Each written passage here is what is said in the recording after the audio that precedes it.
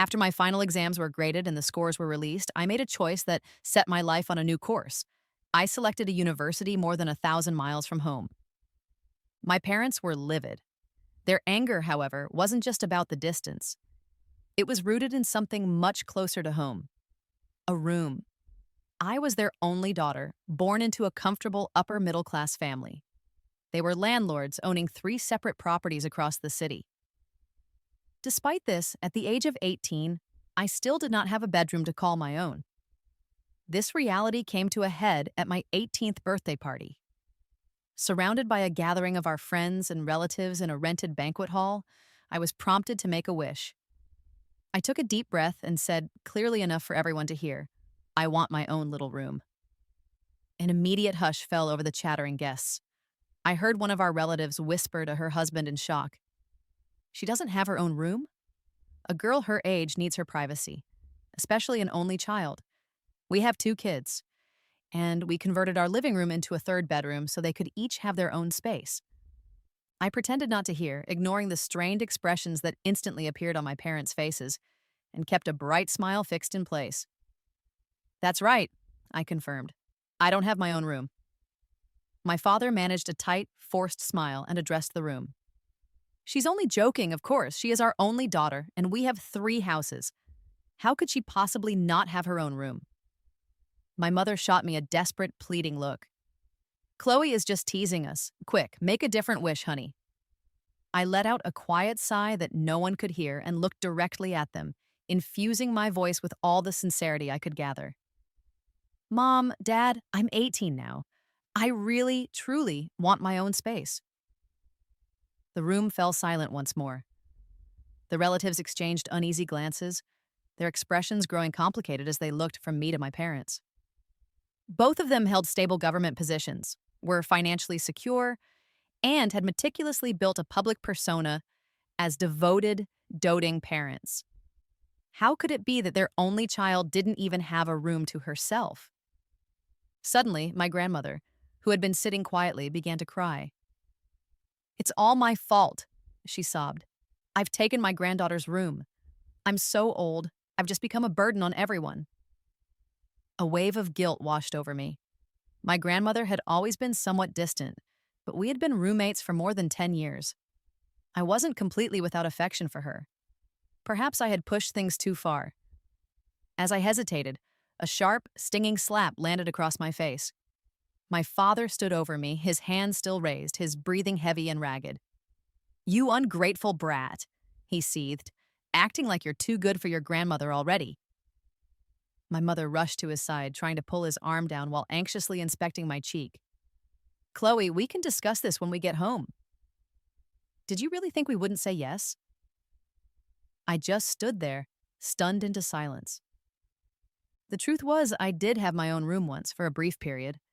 But when I was 6 years old, my grandfather passed away, and my grandmother was brought from her home in the countryside to live with us. Our apartment had 2 bedrooms. My parents occupied one, which meant my grandmother had to move into mine. I had been asking for my own room ever since that day. For 12 years, I had been protesting, but every time I raised the issue, they would either laugh it off or dismiss me with easy excuses. "You and your grandma are both girls. What's the problem?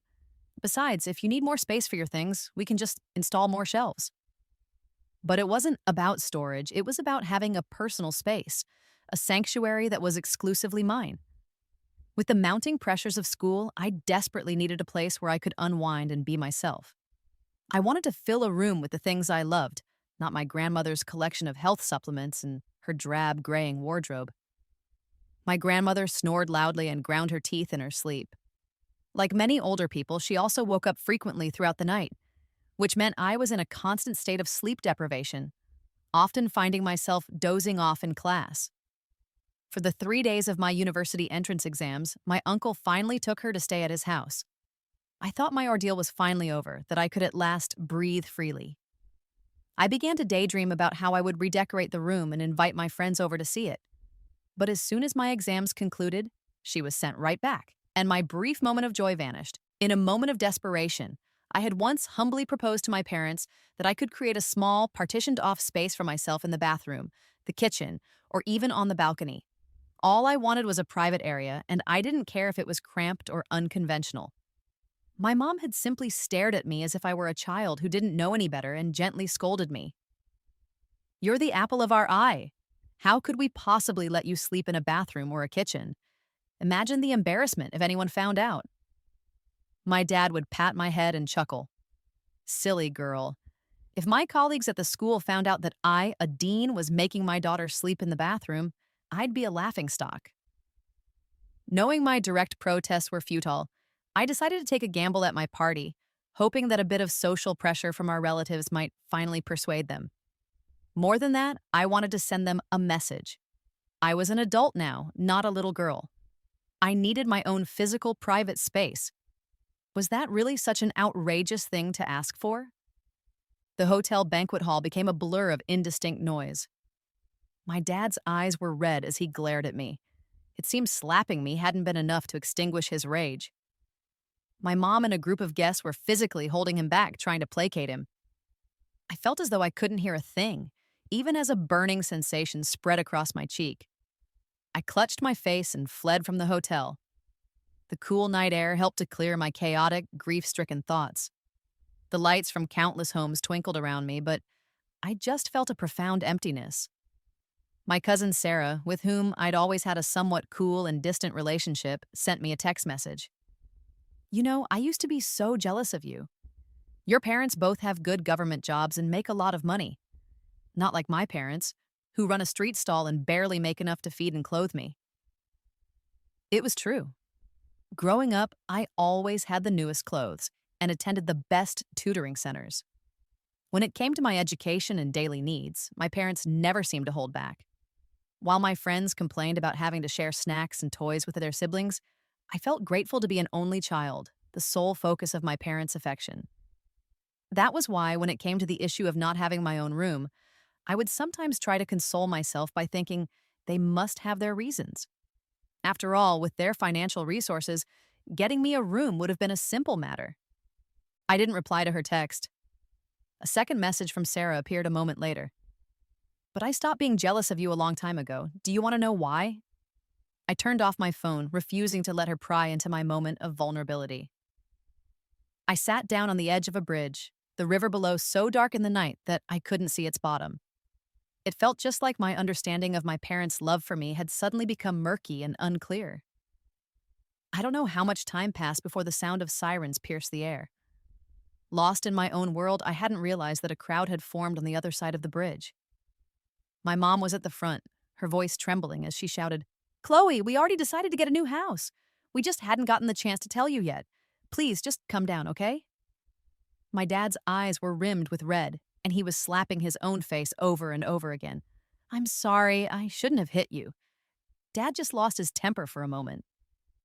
I looked down and saw that I was sitting so close to the edge of the bridge that it seemed a simple stretch of my leg would send me falling. It turned out to be a massive misunderstanding. I apologized to the police and quickly moved away from the edge. My parents enveloped me in a tight hug, holding me as if I were a lost treasure they had just recovered. "Chloe, you're mom and dad's most precious baby." "That's right. We'll go put a deposit on a new house tomorrow morning." I didn't bother to explain their mistake. If this misunderstanding meant I would finally get my own room, I was willing to let it slide. Besides the room issue, they really were flawless parents in every other regard. My parents took me out for another meal to a spicy hot pot restaurant, my favorite. Neither of them could handle spicy food, but they watched me eat with gentle, loving smiles. One poured my drink, while the other carefully wiped my mouth. To any onlooker, we would have appeared to be the most loving family of three, with me as the undisputed center of their world. A few girls at the adjacent table cast envious glances in my direction. In that moment, I was basking in the full intensity of my parents' love, feeling a sense of satisfaction, as if my long struggle had finally paid off, and with a touch of defiance, I replied to Sarah's message. "My parents decided to buy a new house. You can go on being jealous of me." Sarah didn't reply for a long time. I assumed I had won our silent exchange. She must have felt embarrassed by what she had said. I even started to regret my impulsive actions earlier for causing my parents such public embarrassment. They were already planning to buy a new house. They hadn't forgotten about me after all. That night, my uncle came and took my grandmother to stay with him for a few days, but her clothes and belongings remained in the room. I knew she would be back to live with us, but it didn't seem to matter anymore. I could tolerate it for a little while longer. After all, I had been tolerating it for years, and a solution was finally on the horizon. For the first time, I was completely alone in my small room. I binge watched television shows, drank soda, and laughed as loudly as I wanted without a single care. I tossed my trash wherever it landed, knowing I could simply clean it up in the morning. I wore light, comfortable clothes and propped my feet up on the desk, not worrying about anyone walking in unexpectedly. I even retrieved the confession notes that boys from school had written me from the very bottom of my drawer and admired them openly, reading them out loud. The next day, when we went to look at houses, I was even more excited than my parents. They were interested in a community designed for retirees, with a nearby cafeteria and a quiet, peaceful atmosphere. The development was new, and because the prices were reasonable and the location was good, it was selling quickly. When we arrived, there were only a few 3-bedroom and 2-bedroom units left. There was one 3-bedroom apartment available on a lower floor. All 3 rooms were spacious. The only potential issue was a connecting corridor that might limit the amount of natural light. I carefully observed my parents' faces. When I saw no obvious signs of dissatisfaction, I let out a huge sigh of relief. I spun around happily in the smallest of the 3 rooms, imagining where my bed would go. I would put a large clothing rack here to hang my costume collection without having to worry about my grandmother's clothes being mixed in. I could also fill the shelves with my collectibles, without the fear that my grandmother's poor eyesight might lead to her accidentally breaking them. The sales agent approached us with a contract. "Look how much the young lady loves it. Sir, ma'am, you should secure it now before someone else does." My parents exchanged a look and waved their hands. "We left in a hurry this morning and forgot our bank cards. We'll come back to sign the papers this afternoon." After viewing the house, I received a notification from my school's group chat that we could now submit our university preferences. My dad smiled at me. "With your scores, you can get into a good university right here in town. You could even come home on weekends." My mom held my hand tightly. "That's right. My baby girl has never been away from me. I don't think I could bear it." I leaned into my mom's embrace. "I'm a total mama's girl and daddy's girl. I've always said I would never go to a school more than 10 miles from home." My parents looked at each other and laughed, their voices full of pride and joy. I knew that on that day, we were all satisfied. All the past friction between us had completely disappeared. After all, what grudge can truly last overnight between parents and their child? That evening, I was scrolling through my phone when I saw a new post on the sales agent's social media page. "Sold another unit in Building 5, a great day." My hand froze. Building 5 was exclusively large 2-bedroom units. The agent had specifically pointed that out to us. When we were looking at the houses, the agent, likely trying to boost his sales, had added me on a messaging app. My parents were in the other room, quietly discussing the layout, and didn't notice my reaction. He had posted the update around 3 or 4 in the afternoon, right around the time my parents were supposed to be paying the deposit. I had wanted to go with them, but my mom had pinched my cheek and said, "Look at my daughter's perfect skin. We can't let you get a tan." I had even pouted and asked them to bring me back ice cream on their way home. My mom, not knowing which flavor I wanted, had bought every single one. I had been so happy at the time that I posted a picture on social media with the caption, "I have the best mom and dad in the world." I tried to calm myself down. What if I had misheard or remembered it wrong? With my heart pounding, I sent a quick message to the sales agent. He was in a good mood and replied quickly, "Your dad picked a great place for you. You locals really know how to dote on your daughters. Even though it only has 2 bedrooms, it's perfect for a family of 3. My heart sank. My mind went completely blank. At that exact moment, another message from Sarah came through. "The moment I heard your mom trying to convince my mom to have a son, I stopped being jealous of you. I'm a real only child. You're just an only child by policy. I'm not trying to gloat, I just wanted you to see the truth. But clearly, you're pretty slow." No, that's not it, I thought, shaking my head, trying to deny it. What if Grandma wasn't going to live with us anymore? Maybe she had other arrangements. Clinging to this last shred of hope, I walked out of my room. My parents were sitting on the sofa with a calculator discussing their plans. The money from selling this place can cover the rest of the payment on the new one. The new place is move-in ready, so we probably don't need to bring any of the old furniture. They saw me and immediately waved me over.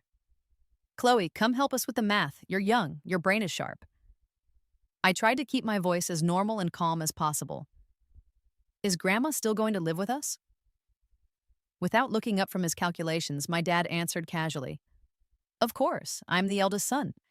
It's my responsibility to take care of her. My mom frowned slightly but didn't say anything, continuing to scribble numbers on a piece of paper. A flood of details I had previously ignored came rushing back to me.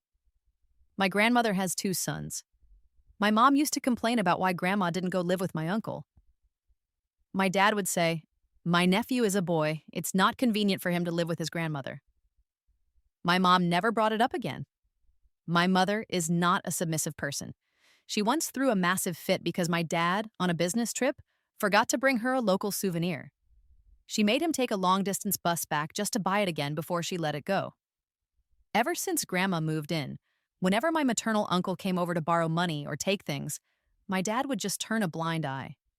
The two of them rarely fought about their respective families anymore. It seemed they had reached some kind of delicate balance. And I was the bargaining chip they were willing to sacrifice. Don't I deserve to have my own room? Mom, Dad, it's not like we can't afford it. Why do I have to be the one to make the sacrifice? I couldn't hold back my hurt and anger any longer.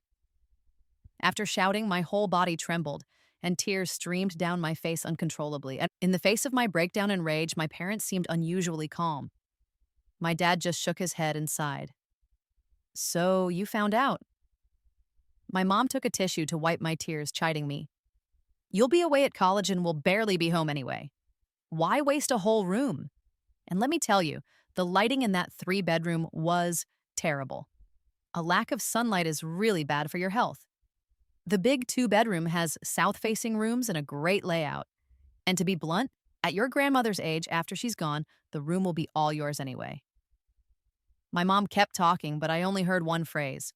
Why waste a whole room? So, in your minds, because I'm a girl, I'll eventually get married and leave. I'm an outsider. I don't deserve a room, and giving me one would just be a waste. If I were a boy, would you have given him his own room? The room was deathly silent. In that moment, I finally understood what Sarah meant. An only child by policy. How ironic. The status I had been so proud of was just something my parents had been forced into. As government employees, they couldn't risk their careers by having a second child to try for a son. Even though I was their only child, they still had an invisible son in their hearts. My parents finally put down their calculator and pen. My dad reacted first, his voice filled with the shame and anger of being exposed. You ungrateful child. We raised you all this time just so you could question us like this?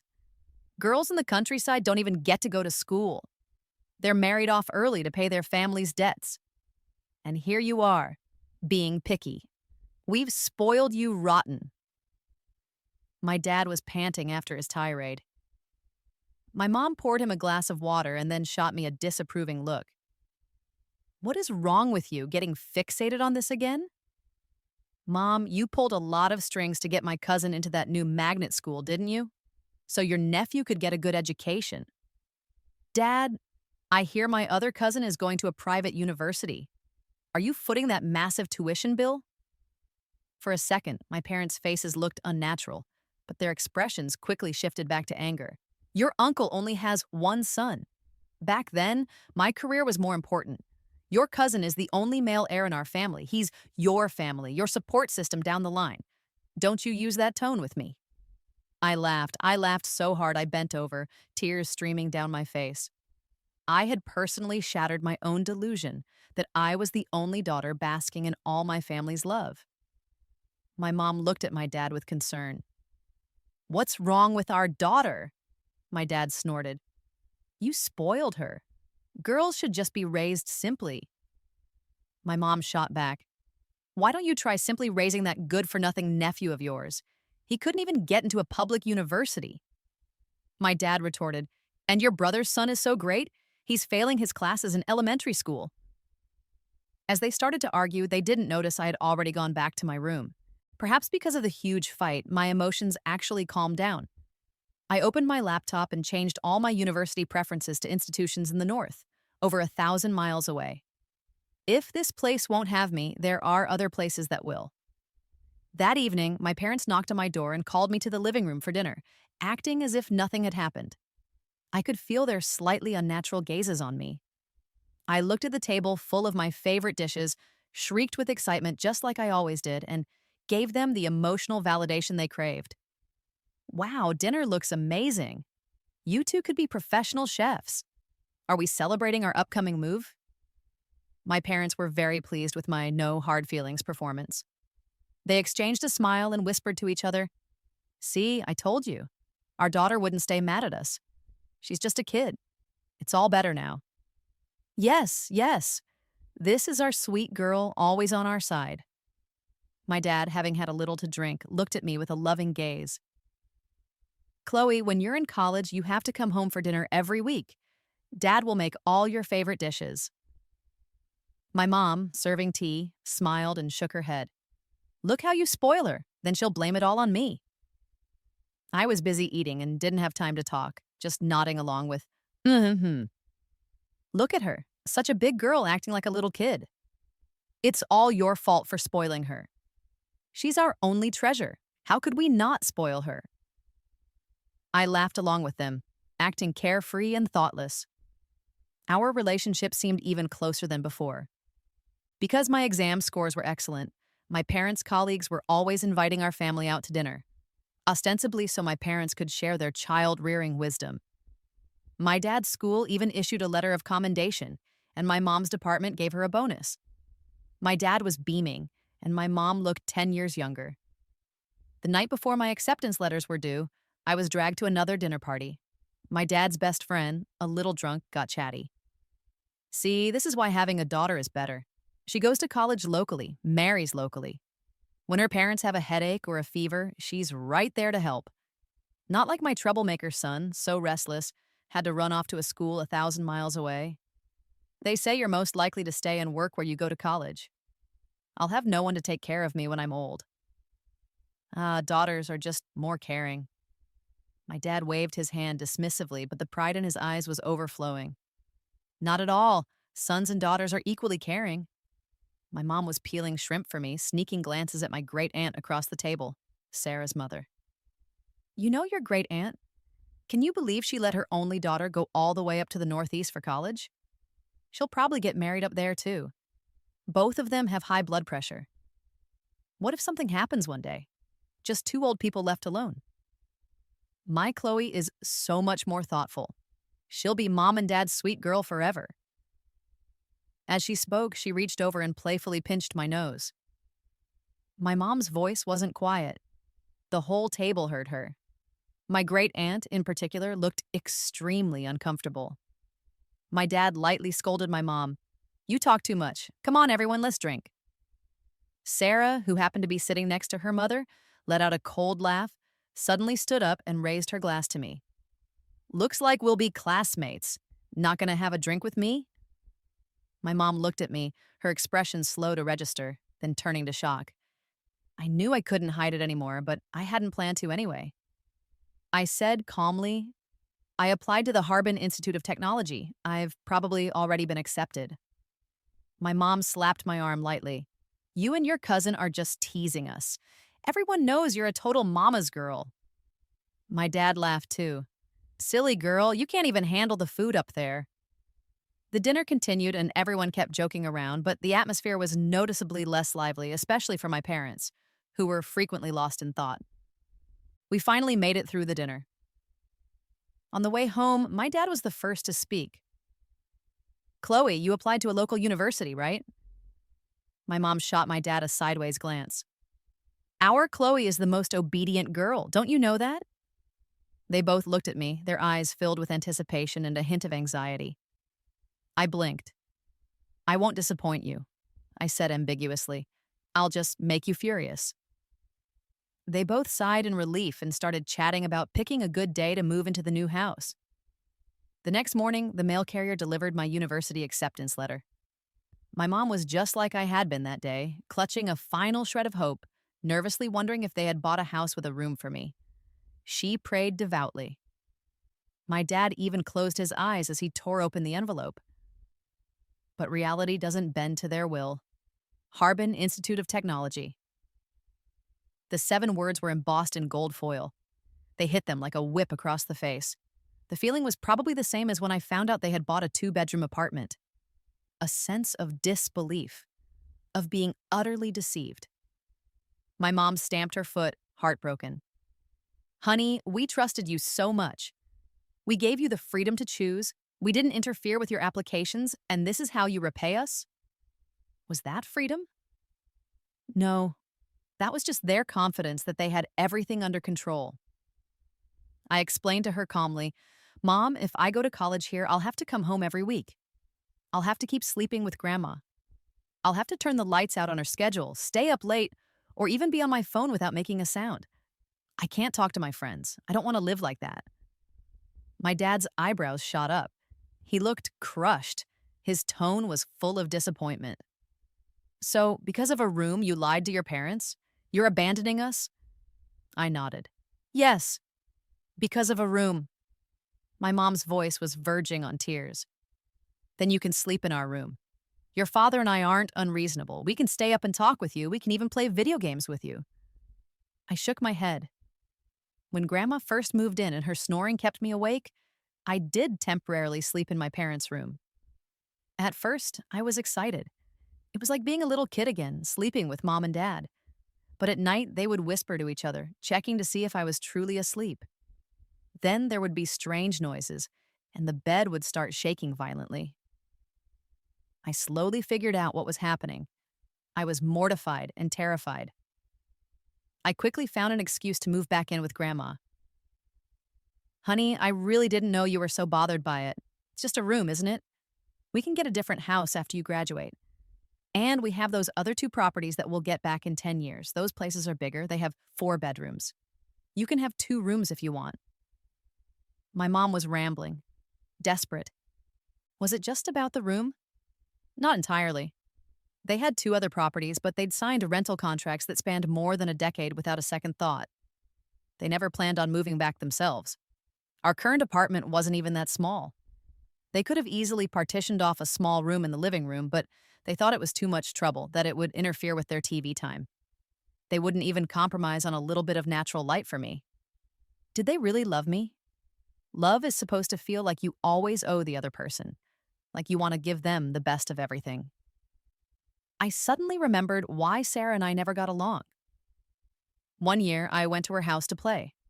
Her family wasn't well off at the time. The 3 of them lived in a rundown urban village, sharing an apartment with another family. My aunt had specifically hired someone to build a small, partitioned-off room with wooden planks. Inside, it was filled with all of Sarah's dolls and toys.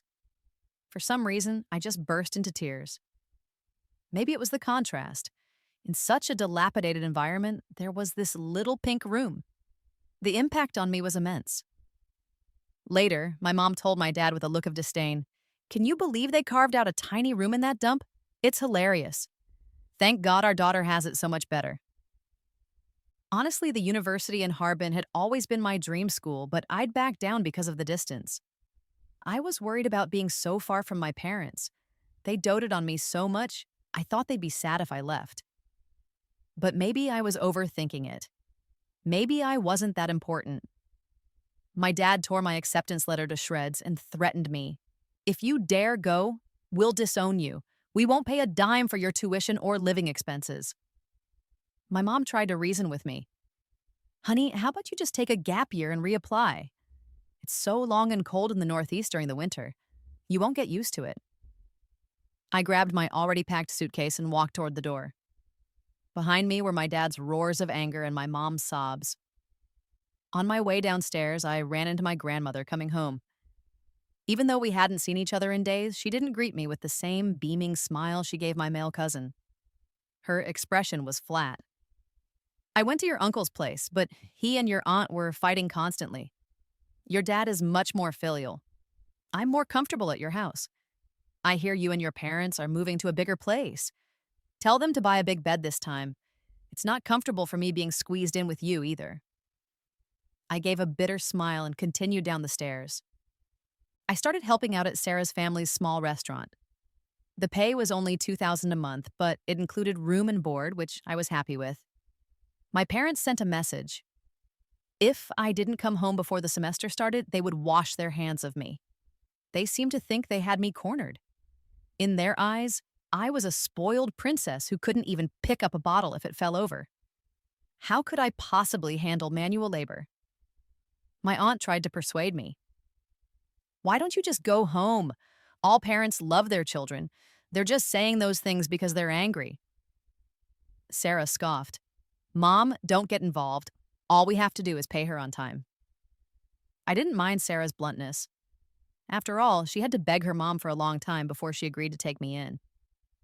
When I didn't come crawling back, my parents both took time off work and went on a trip with their respective nephews.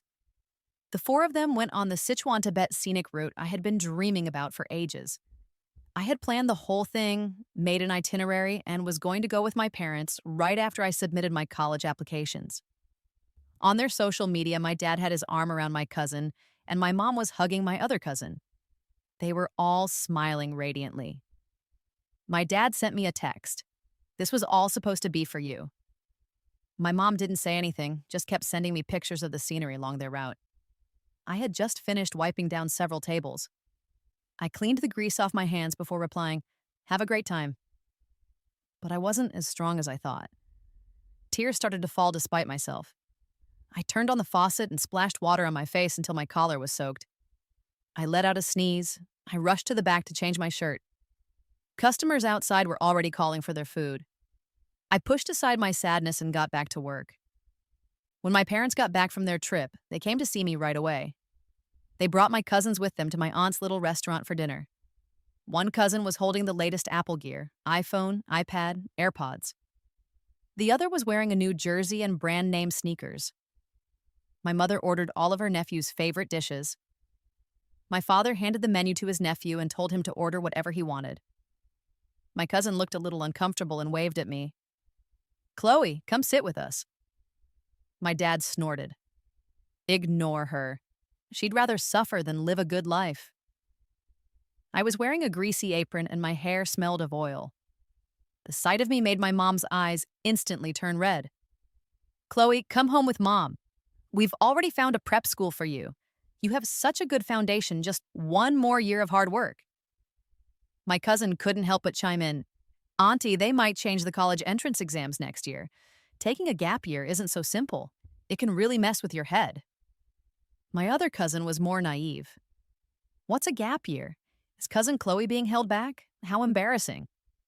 The table fell silent for a moment. My mom lowered her standards. "Then just aim for a good state school. There are good majors at the local ones. Or at the very least, just get a regular bachelor's degree." Her indecisiveness was so ridiculous that I started to laugh. I actually laughed out loud. Who said I was taking a gap year? My dad slammed his hand on the table. "Fine, do what you want. But I'm telling you right now, if you go to the Northeast, we won't give you a single penny." "You don't actually think that $2,000 a month is enough to cover your tuition and living expenses, do you?" Sarah walked over and pushed me aside. "You're not a princess anymore. You're my employee. Go serve the customers." I took the opportunity to escape to the kitchen. As the start of the semester approached, the news that I had secretly changed my college application spread like wildfire among our relatives. It was a huge loss of face for my parents, who prided themselves on being experts in raising a daughter. They started to throw caution to the wind. They told everyone I was ungrateful, that I couldn't stand being around my grandmother. And that's why I chose a school 1,000 miles away. This was a failure of their parenting, they said. But if I apologized first, I could still be their good daughter. This mutually destructive tactic still didn't faze me. I didn't go home and beg for their forgiveness. As the deadline to enroll in the prep school neared, my mom was the first to crack. I hadn't seen her in days, and she seemed to have aged overnight. The number 50 had suddenly become a reality on her face. Just a few months ago, when we were out shopping, people thought she was my older sister. I felt a pang of sadness. For a split second, I wondered if I had truly broken their hearts, if I was a terrible daughter. But the thought was fleeting, and I quickly pushed it away. My mom grabbed my arm, her voice pleading, "Chloe, if you really want to go, then go. Just come home when you have time, okay? We're going to cancel the contract on that house and find a 3-bedroom. We'll just lose the deposit." My face showed none of the ecstatic joy my mom was hoping for. It turns out that even an obsession has an expiration date. Now I was more excited about the snow in the north. As a southerner, I'd never seen enough snow to blanket an entire city. Mom, I heard that for our current apartment, the one in the good school district, you and Dad had a huge fight over whether to give the school spot to your nephew or his nephew. Neither of you would back down, so I was the lucky one who got it. My mom looked stunned for a moment. That was years ago. I didn't press further. I no longer wanted to know the answer. I reassured her, "Don't worry, I'll come home for the holidays." I went to Harbin early. My mom eventually gave me some living expenses, telling me not to let my dad know, and I kept my promise. Because I did go home for the holidays. I really did have my own little room. They had a beautiful antique-style clothing rack built for my costume collection. They even got a transparent display case for my figurines. But my love for costumes had faded, and I had lost interest in my collectibles. Things that come too late are like expired medicine. No matter how important they once were, they're now meaningless. I preferred to spend my time working part-time jobs and saving money. That gave me a greater sense of security. I was constantly studying for certifications, and my coursework got heavier, so my trips home became less frequent. My dad grew more anxious than my mom. He finally asked me directly, "Where are you planning on working after you graduate?" We had actually gotten along pretty well over the past few years, often chatting about my studies. I suddenly felt like teasing them. "I like it up north. I might stay here." On his end, the chat bubble showed he was typing, but no message came through. Soon after, messages started pouring in from relatives who were close to us. Most of them were trying to persuade me to find a job back home. Even Sarah called to talk me into it. "Your parents went a little too far, but they've aged a lot these past few years. Your dad's blood pressure is always high, and your mom has a herniated disc and needs to get massages all the time. Why don't you just come back? You could look after them a bit." My mom was the last one to call. "Our hometown is a major city. You can find a good job here. We're about to retire. We could cook for you." Wouldn't that be so much easier? I didn't answer. My mom's voice took on a slightly accusatory tone. "If you're still holding a grudge against us over a room, that was all in the past. There shouldn't be overnight grudges between parents and children." A wicked thought popped into my head. I heard myself say, "If you transfer one of the properties into my name, I'll come back and find a job." My mom hesitated. "But the house we live in now is for our retirement." I decided to be mischievous again. "You still have the other two, right? Just give me one." There was a moment of silence on the other end of the line. "You ungrateful wolf. All you want is our property. Well, I refuse to give it to you." My dad's voice was no longer as strong as it used to be, but it was still loud enough to make my ears hurt. My mom quickly tried to explain, "Chloe, you're a girl. When you get married, your husband's family will provide a house. If the bride's family provides the house, it looks like you're desperate and people will laugh at you." I cut in. "So, the other 2 houses, you've decided to give one to each of my cousins, right? Maybe you've already transferred the deeds." Very fair." "Chloe, it's not what you think. I hung up the phone. What did I think? My one cousin's name, given by my parents, essentially means bring honor to the family. My other cousin's name means make a name for himself. And my name is Chloe, just a name. They might have loved me, but they loved their invisible sons more.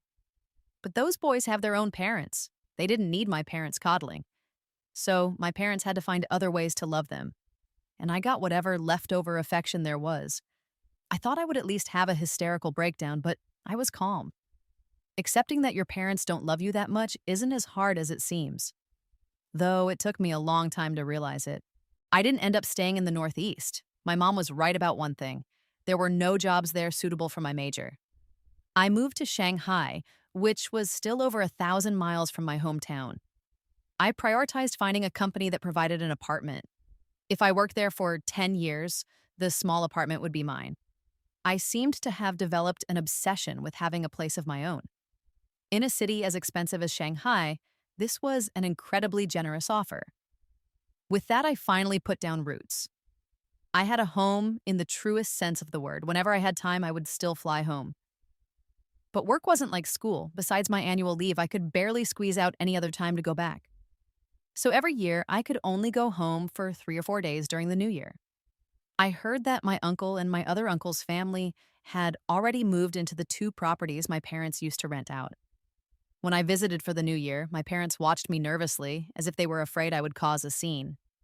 But I was quiet, as obedient as I was when I was a child. I did whatever my parents asked me to do, but even this version of me didn't put them at ease. My younger uncle, a man of few words, told me he had set me up on a blind date and that I should go when I had time. My other uncle, who hadn't even finished middle school, suggested I take the civil service exam in our hometown, saying it was a promising career path. My dismissive attitude made my parents' faces darken. After all, I was almost 30. When it came to dating and taking the civil service exam, I was no longer at a prime age. My dad cleared his throat. With a hint of pride, he announced loudly, "If Chloe is willing to come back home to find a partner or take the civil service exam, I will transfer our retirement home to her name." My dad had aged a lot in recent years and developed several chronic illnesses.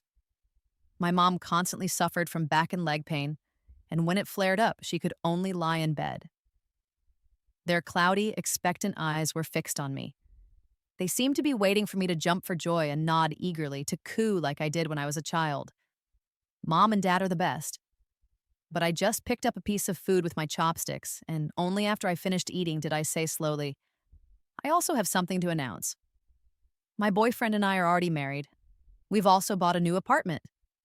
We decided not to have a wedding, so we didn't inform friends and family beforehand." My parents stared at me, stunned, as if what I had said was impossible to comprehend. Their faces quickly turned pale, and their bodies began to tremble. On the first day of the new year, my mother broke down, covering her face and weeping uncontrollably. How could this happen? Why? But I felt no sense of triumphant revenge, just a dull ache in my heart. In the battle between parents and children, there are never any winners. I wiped my mother's tears and comforted her gently. I've learned how to plan my own life. That's a good thing, isn't it? If you want, you can come live with me in Shanghai. My mom shook her head violently, tears mixing with snot. "No, that's not how it's supposed to be. It's not supposed to be like this." How was it supposed to be? I had no interest in finding out. My dad also wiped his face with his sleeve. His lips moved, but he said nothing. My uncles and their families lowered their heads, lost in thought. And in the end, my parents were unwilling to move to Shanghai with me. They were used to the southern climate, a place without winter. The day I gave birth to my daughter, they came to my home for the first time. Property prices in Shanghai are sky high. My husband and I had to scrimp and save just to buy a small 2-bedroom apartment. My mom asked me timidly, with a hint of embarrassment, where they would be staying. I pointed out the window at a hotel. "I've booked a room for you there. It's close to my place, very convenient. If you want to stay long term, there's a small studio apartment for rent nearby." They only stayed for a few days before going back. My dad had bronchitis and could only live in the south during the fall and winter. My mom's back and leg pain flared up in the spring and summer, forcing her to stay home. My husband thought I was too cold to my parents. Even though I had told him when we were dating about how the independent room had become a demon that haunted my adolescence, he didn't understand. But that's all in the past, isn't it? Yes, it's all in the past. And I hadn't done anything wrong. I just stayed in a city that I liked. Later, my dad got seriously ill. I took leave from work, arranged for my daughter to be looked after, and rushed back. My parents' nephews came to visit a few times, but their own parents weren't young either, and they had their own families. They couldn't stay overnight at the hospital. I stayed for a week and then decided to hire a nurse. My mom, peeling an orange, said casually, When your great aunt had her surgery last time, your cousin Sarah took care of her for a whole month. Sarah had married someone in our hometown. Her family and her husband's family had pooled their money to buy a townhouse together. Both sets of parents could come and stay for short periods. My dad snapped at my mom, telling her to shut up. Then he turned to me. He smiled bitterly, his eyes glistening with tears. Be careful on the road. I'll be fine here. Your mom's and my retirement pensions are enough to hire a top-notch nurse.